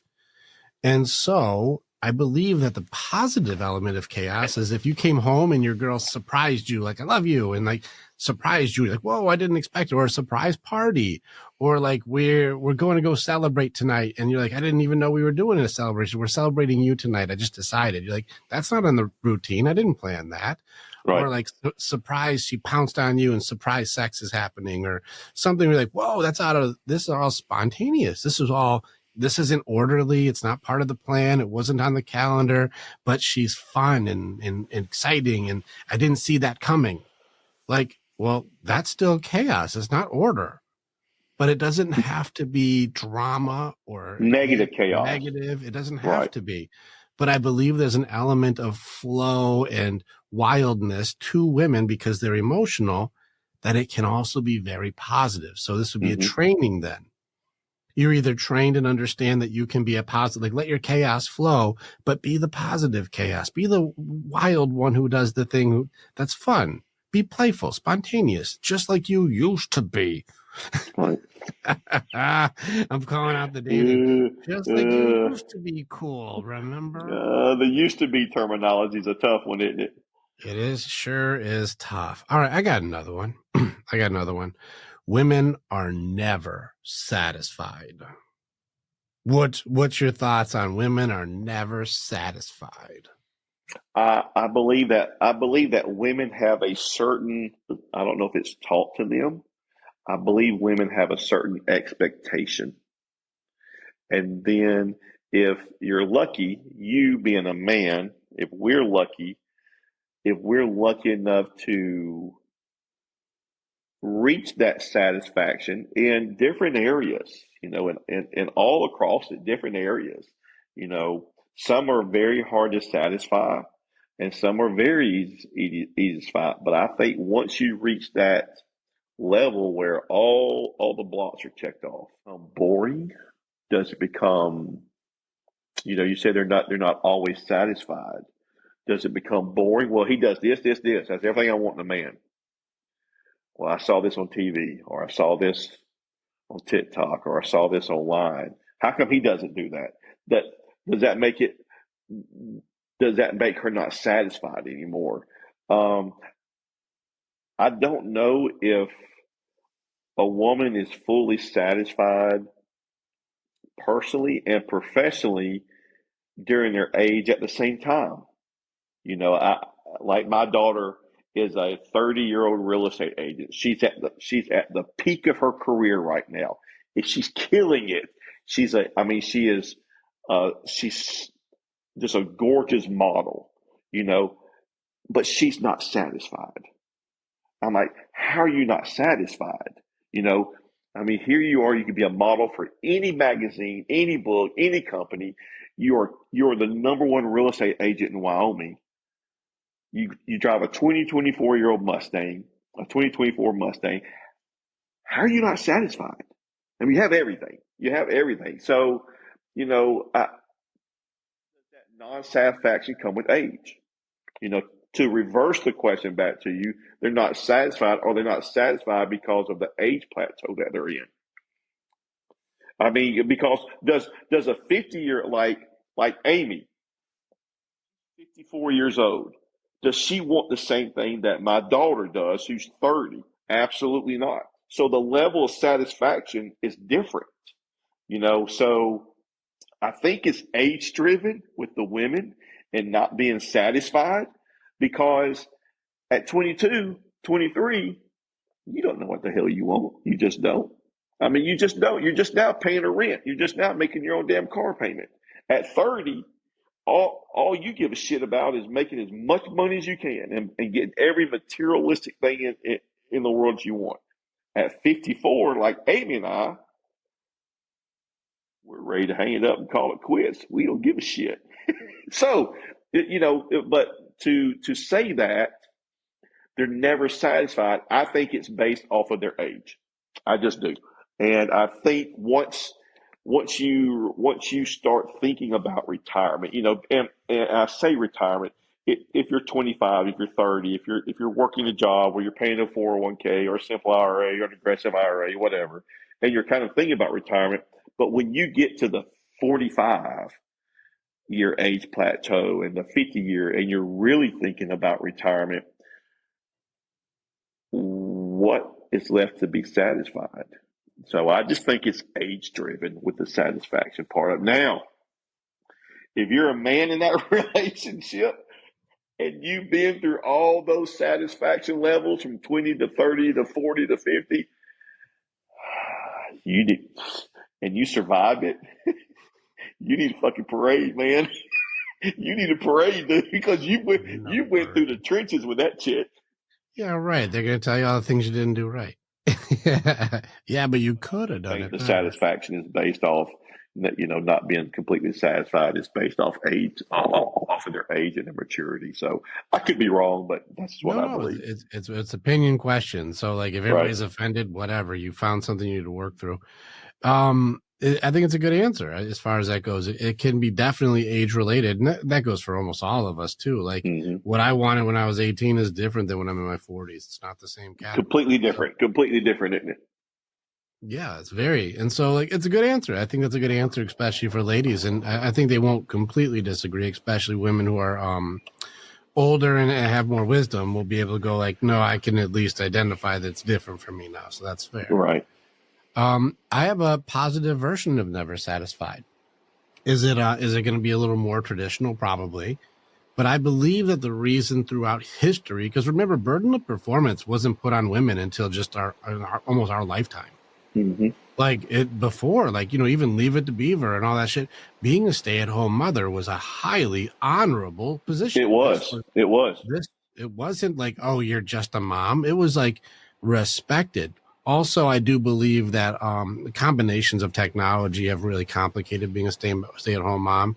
That's maybe a different topic where like what used to be like hand washing clothes or really like cooking dinner, like really like chopping all the things and doing the work for has turned into one button or peel off the plastic. Yeah, right. You know, and I agree. So that's really taken away from a lot of the value that goes into like, you know, doing that job. So that's also maybe been a part of like the technology has taken away a lot of the nobility to it. But, you know, aside from that element, the never satisfied part to it, I think that was there to be encouraging to your spouse and your partner. I think part of hypergamy is that you choose a man who has high potential. You know, like he has the ability to do great things. Mm-hmm. And part of a woman's role when I work with women, I'm like, what do you want your job to be? They actually really enjoy being a solid support. It does feel fulfilling and good to like build your man and make sure he is good. Mm-hmm. The burden of performance has put a large toll on this generation of women, and a very small percentage of women are actually pulling it off without having, issues come up from all the stress that comes to do it. Mm-hmm. Being burden of beauty and burden of performance I do not envy that job at all. It's very difficult to do. And so with the never satisfied system, I think it was supposed to be to help push in a very positive, encouraging, cheering way your guy way past any potential limit he would have chosen for himself. The reason why is us guys are pretty happy when we check all the boxes. Everybody eat, we're all full. That's it. Everybody's safe, we're all safe. Nice. Is the house working? No leaks. Yes.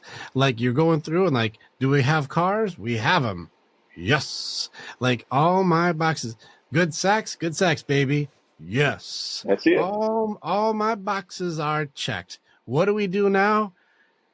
Let's enjoy the fruits of our labor. And now that I have accomplished, I'm going to chill out for a little while. Now, an unsatisfied woman's going to go, baby, I know you did good. I know That's you it. did good. Now comes her check box.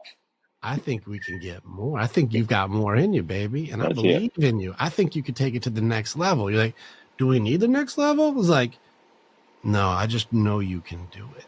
You're like, yeah, I guess maybe I could do it. Let's get the next level together, baby. Okay. You know what? Maybe we can next level this shit. Let's do that. And I think an unsatisfied, healthy version of that will help build your family up. Because remember, and this is something I would challenge, our guys are natural givers. I don't believe women are natural receivers. Yep. I'm not trying to push polarization, but even the physical design of it all, men are the giver, women are receivers. That's just how we're built. That's also why, if you look financially, his money is my money and my money is my money. That's not give mentality. That's take mentality.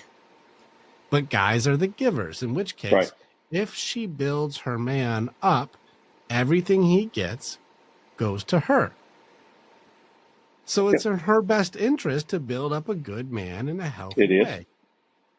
Which means never being satisfied will help him break through his potential barriers that he would stop at complacency for winning. Because winning is the worst thing that can happen to us. Because, well, now that I won, what am I fighting for?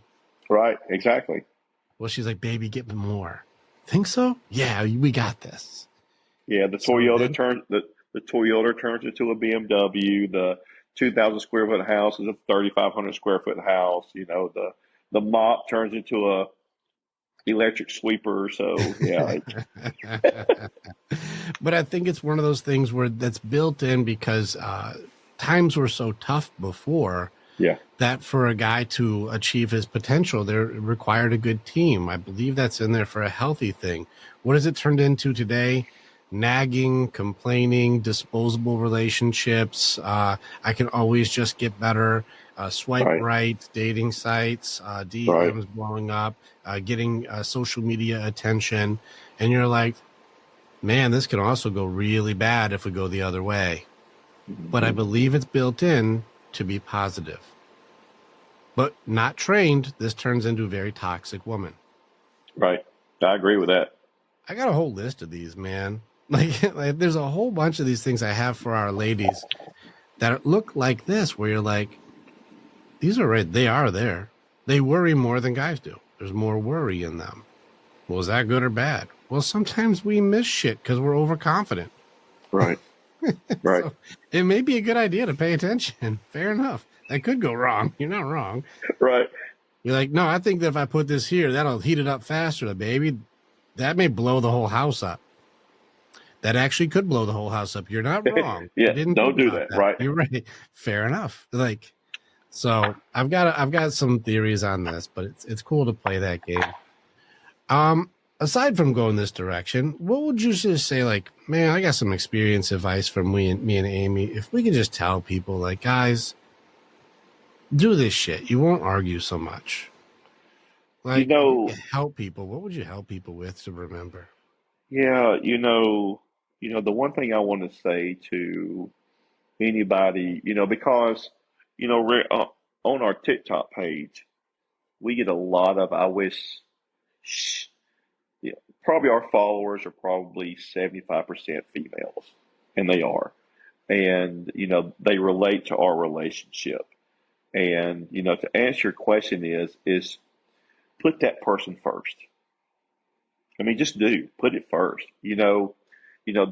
Everybody has a different love language, and they do. And I didn't really understand that till about 8 years ago. I didn't. But the one thing that I could tell people is that nothing comes first in this entire world except Amy. It just don't. It just don't. I don't give a damn what it is. If I'm having a shitty day at work, I look at my phone, there's her picture, and I just take a little breath for a second. Um, you know, marriage couples, a lot of our comments on our page are, you do this.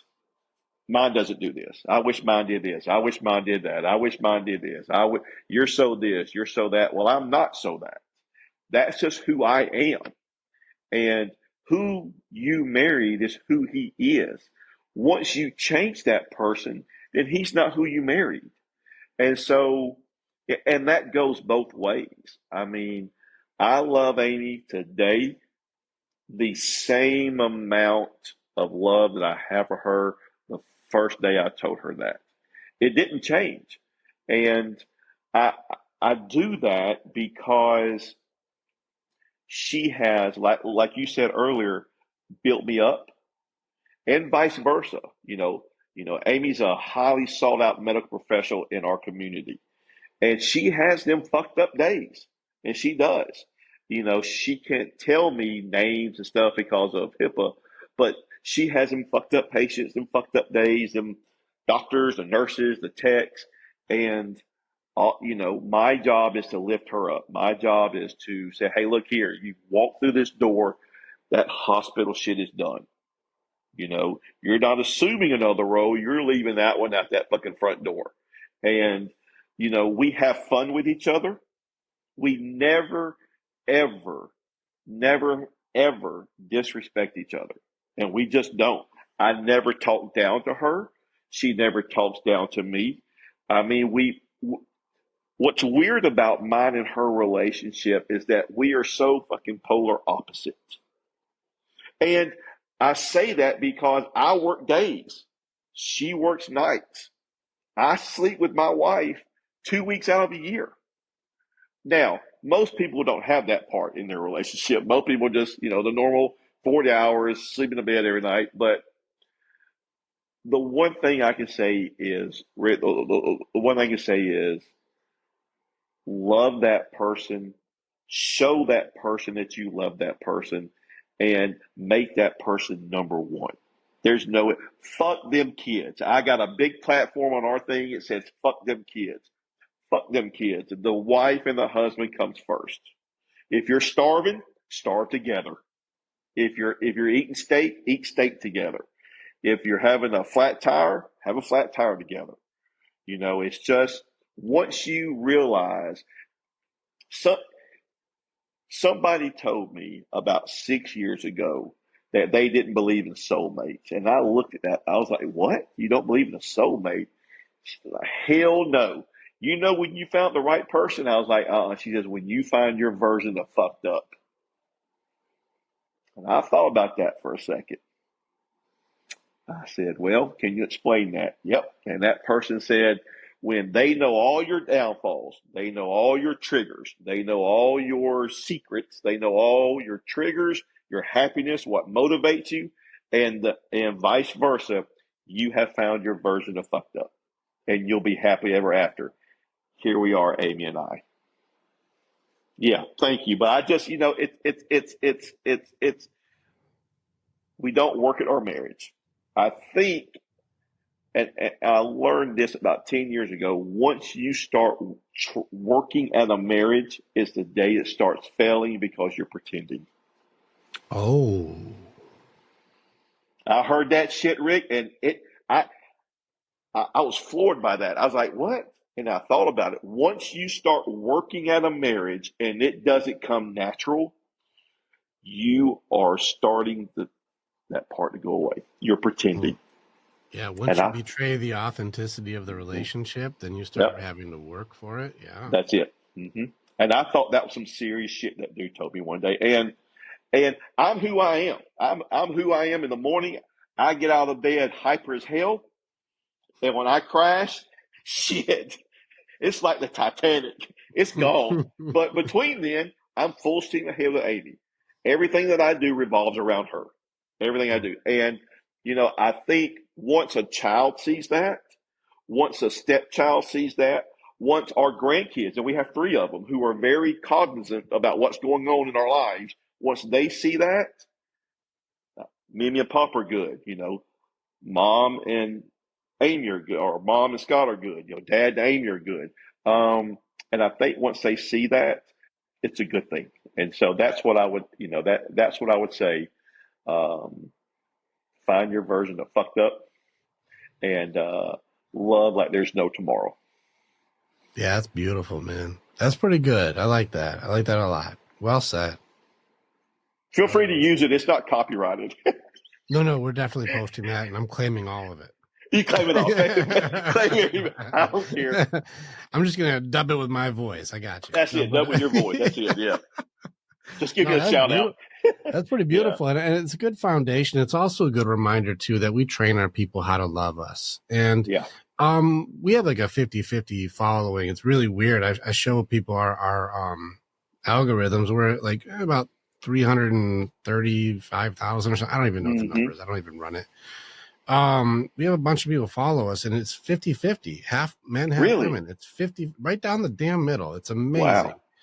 And people are like, how did you pull that shit off? Especially since I'm a men's expert. And I'm like, don't fucking know, man. I don't know. But it's one of those things. It's a reminder that we train our people how to love us. We train them. And so if they're like, you do what I wish my husband would do. Well, you trained him how to love you. That's it. How much do you reward him for good behavior, and how much do you complain and nag him? You trained him how to love you. Mm-hmm. And if you would reward good behavior, he would do the same things. The same as that thing.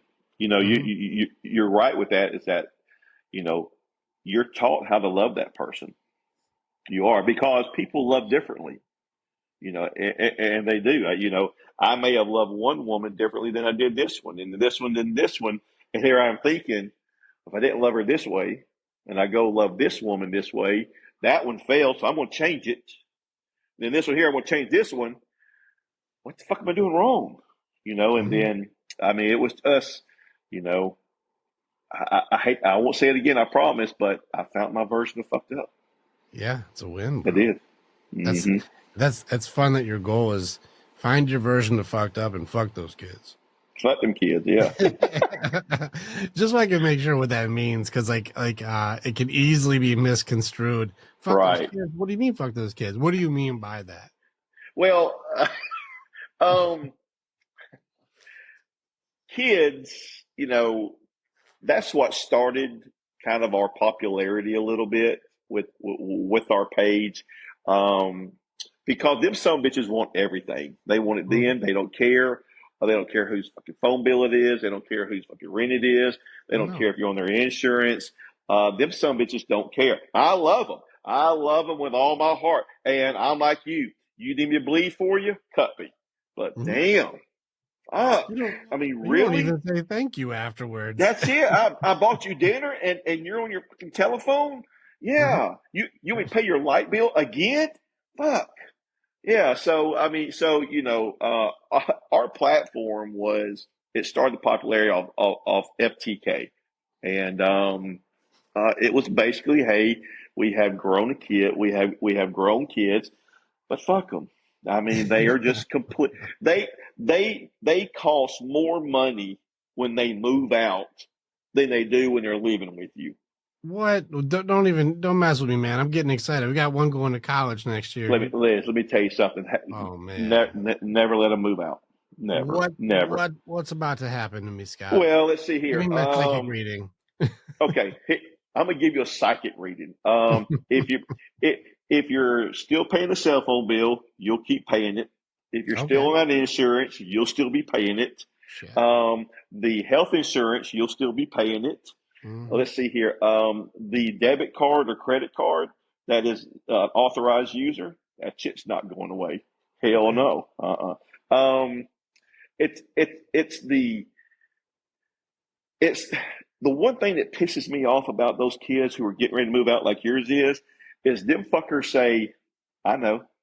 I know. They sure Yeah. do. Hey, don't do that. Oh, I know. And then when the I know happens and the fucking consequences come in, guess who they fucking call? Hey, Dad. Hey, Scott. I told you fucking people don't do that. Yeah. So, I mean, it's all of the lessons that we have tried to teach them through that 17 through 21 year of age, and that they just like, okay, they're good, and then you're like, oh, like you're like, oh, she's going to go to college. We're kind of sad. We were throwing a fucking party. I'm not sad. No, don't listen. I've already got the balloons blown up. Don't get me mixed up. I'm ready to go. I've already got plans for that room. we got the last one out, and he was in a rental house. He was causing problems in a rental house, wouldn't pay his bills. I'm like, you gotta be fucking kidding me, man. I mean, just give me a fucking break. But I mean, it's the things that we teach them that we think they got, and they do the complete opposite. They don't got. They don't. Scott, they don't. Scott, you're coming from just life experience. Imagine having a dad who's a human behavioral expert. I call psychic readings on these motherfuckers like months in advance. I'm like, most likely going to do this. They're probably going to do this. That boy is probably going to do this. Don't be surprised if they do that. What do their parents do? Oh, this is most likely what's going to happen. And you know what's even more frustrating? I have like a 99.9% success rate. That's fucking awesome. Yeah. How fun is it when like, wow, I'm right again? Like they fucking hate it. I got teenage girls. They hate it. I call boyfriends when they're going to break up with them like 2 months before. I'm like, that's bad behavior, hon. You got to watch out. They're like, I don't want to hear that. I don't want to hear it. And then he's breaking up because he needs to work on himself. And I'm like, does he? Does he though? That kind of guy has already got a girlfriend. No, he's working on himself. I'm like, okay, well, that seems unlikely, but let's, pretend. And then we'll see him a week later holding another girl's hands. I'm like, is he still working on himself, or is that me wrong again? and you hit the nail on the head about predicting what's going to happen. I mean, 2 months ago, we told our daughter, look, you're tired. Look, you're tired, fucked up. Don't be fucking dicking around. Go get some tires. 4 days later, please don't say nothing to me. What bad going to happen? I'm on the side of the interstate. You got a fucking flat tire, don't you? Please don't say nothing to me. I went over there, took care of it. Didn't say nothing to her, but it's just so that's what to expect. It's just that initial 21 through 24 age that just, how can you be so fucking dumb? What's going on in their head? It's their jobs. We've been trying to do a little differently. And so I've been really trying to be like, listen, I am understanding your development into independence. We try to wean them off. And so I was like, all right, you're about 30% bills now. And now we're going to take you up. You're going to next notch of bills. Pretty soon, you're going to be independent. How'd that work out for you?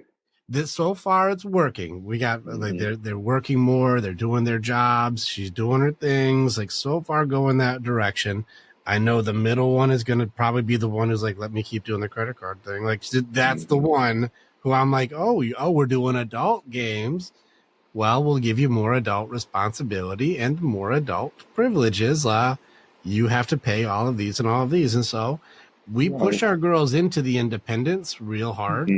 So like one of our girls, she was playing sports and she got a mild concussion and she drove herself to the doctors and paid her own copay. And before we knew it happened, we're like, where are you? We were live actually when we found out. We were getting the messages and we're like, where are you? She's like, I had to go to the doctors. And we're like, what? And so we ended our last live.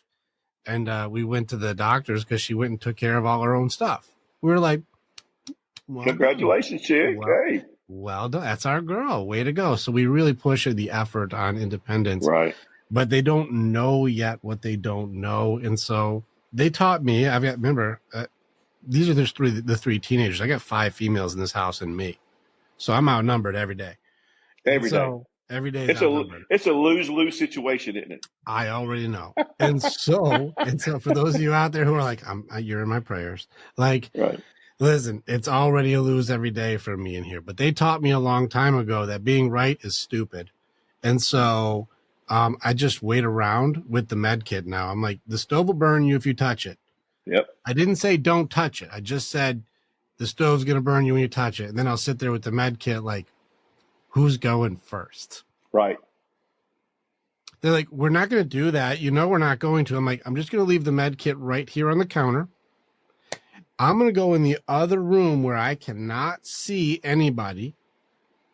Leaving this here, can't see anybody. You girls, I know you'll make the right choices. And then in the middle of the night, and I'm like, who needs med kit? Man, who needs a med kit? Right.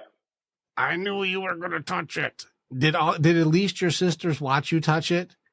And they're like, we told her not. We told her not to do it. We knew. I'm like, you learned, right? Look at the burns. You learned. Right. We did a good job. All right, let's bandage that up. I didn't say don't. I just know you're gonna. They taught me being right is stupid, so I just wait to be wrong. That's it. Just wait to be wrong. There you go. It's interesting, yeah. Having this game with the kids. I'm not looking forward to what you just said, though. They cause more outside. Like, man, we've been trying to wean them off. What are you talking about? Teenagers. It's a tough life, though. I have to remember, and this is something for all of you out there who have teenagers. Teenagers hard. You got to remember, it is. It's hard. Everything's changing, especially if you got like 12, 13-year-olds. Remember, before you go this fucking little asshole, before you do that, that is like one of the hardest years for both boys and girls. It's one of the toughest years. Everything's changing. Hormones are through the roof. It's really difficult. Don't be mean to your teenagers. They're going to be mean to you. But have the fortitude to remember, instead of calling them names, remember, like 13 is hard. 14 is hard. And it's harder for them because of the power of the cell phone. It just is. I mean, the biological part is hard. I mean, just the foundation of it. But once you get driven into social media and you're seeing everything, it just makes it so much more difficult for those 13-year-olds. I mean, look, somebody asked me the other day, would you go back and be 21 again? I was like, you're an idiot. I would never go back and be 21 again. Wait, I just couldn't. Do I get to keep my mind? If you put this brain in a 21-year-old's body, different story. I'll be rocking that shit at 21. Different story. Yeah, different story. Give me 21-year-old youth with this wisdom, I'm going to fuck some shit up. Hell yeah. But I mean, going back being 21 and ignorant with a brain of 21, you couldn't pay me to do that shit all over again. I wouldn't mind having some years back in my life, but I was ignorant and I was overseas during all that shit during 21, but I couldn't do that shit again. Yeah, I'll take youth with wisdom. I'm just not going to go back to the youth being wasted on the young. I'm not going to go back to that nonsense. Exactly. It's an interesting part, but yeah, love on your kids. It's a rare job. You've had them all move out. The empty nest thing's a real thing. Who struggled more? Is that her or is that you?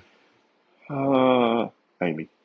Yeah, the empty nest thing is legit for the ladies. Yeah, and I think because of the nurturing part, you know, as fathers, we're trying to build them up to, say, hey, look, this is what we have, what we got, what we do, what we provide, the structure.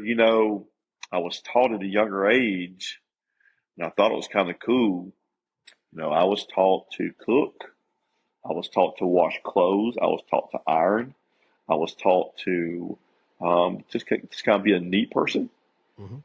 My sister was taught to change the oil in a car, change a tire, change the string on the weed eater, and the two philosophies behind that for me, never depend on a woman for these things. Other one, never depend on a man for these things. Hmm. I thought it was kind of interesting. That was back in the, we're talking the early '80s, and then that's before we had access to anything that we have access now. Where something goes wrong, you just YouTube the shit out of it. But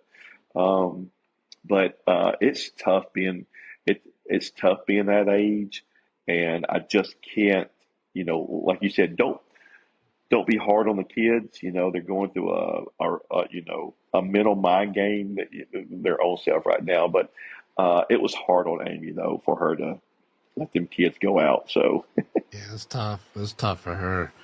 It's really tough too. The internet, I think, if I have to look forward, if I'm looking from like the psychology point of view on this, I believe if we look into future generations and they go, wait, you were giving little kids, like you were giving this to a child? Like, are you out of your fucking mind? Do you know what Right. this thing does to kids' brains? You can't do that. Are you crazy? Right. Like, I think the future us will look back like you might as well have just given them guns and bazookas. Like, Yeah. what'd you give them that for? That'll mess them all up. And it did.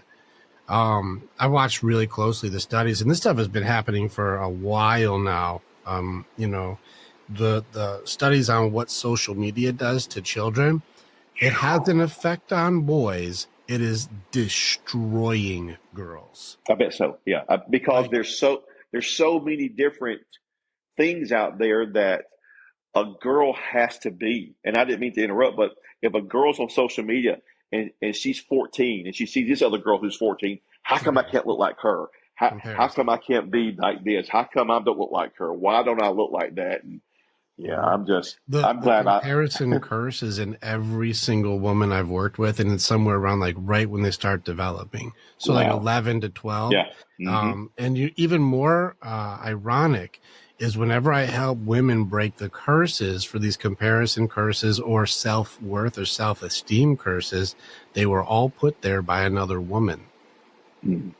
That's an interesting thing when I have to go like, who put that there? And it was mom or my aunt. Wow. Or my friend, or now we got social media. And remember when we grew up in like, the 80s, when we were growing up, well, your comparison circle was like school or community or work, and you were limited to maybe at most a couple thousand people.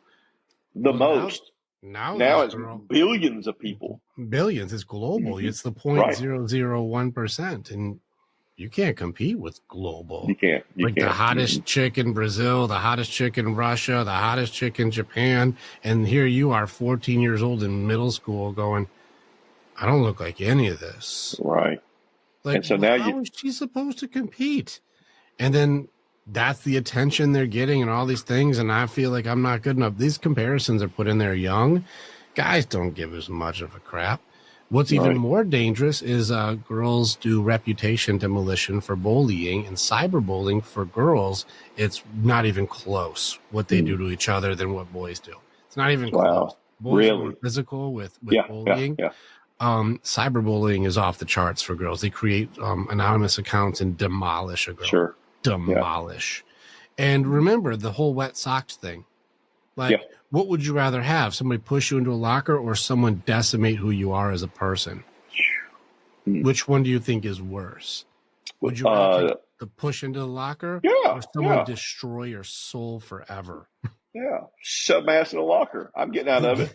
And that's why we're seeing the psychological effects on the boys are not even close to the psychological effects on the girls. Right. Social media, I believe, is the weapon against women. It is. And this is my hypothesis. I'm putting it out there because it does create an inability to be authentic because of the highest levels of comparison across the world. Right. And the burden of beauty is still on them, and they're comparing themselves to everyone. Right. It's impossible. Yeah. It's impossible. I couldn't be a female in today's world if I'm social media driven. I just couldn't. They all are, though. It's like, because remember, they need acceptance and approval, mostly by other women, not by the boys, mostly by other women. And the way you get that is you have to have certain apps, you have to have certain, popularity, certain likes, certain types of posts. Right. Right. Listen, we've talked to our girls about this. We've even removed the certain apps where like, this is so unhealthy. I think Snapchat is one that we don't do. It's a It's very one of the unhealthy app. Yeah, very much so. Yeah, very, very much And so. we've caught our girls like doing very unhealthy things with these apps because they're designed to do so. And there are no defenses because the social pressures are off the charts. I'm putting it out there.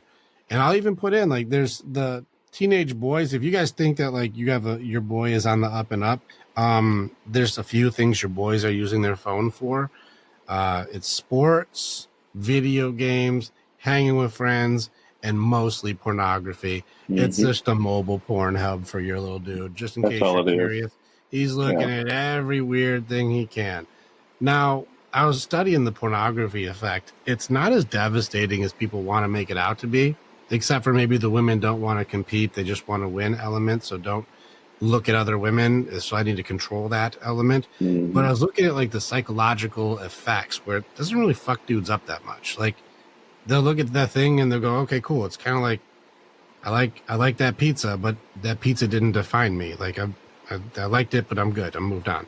Like it's that kind of thing where most of it's an effect until it gets into like extremes, like addiction, where it gets into like, I can't stop doing it every day. Like, then it gets into extremes, but that's anything. Even if I took too much aspirin, I fucking die. So like anything extreme is going to have an issue, but for the most part, like the psychological effect is like very minimal. Like the guys they still do their jobs and they still go do their things and they're not in depression and their anxiety's not through the roof. And if anything, it's got more medicinal benefits than it has not because of oxytocin and stress relief and shit. Right. So you're like, that's a trickier argument. I know you just don't like it, but it by itself isn't doing half as much damage as social media is to our girls.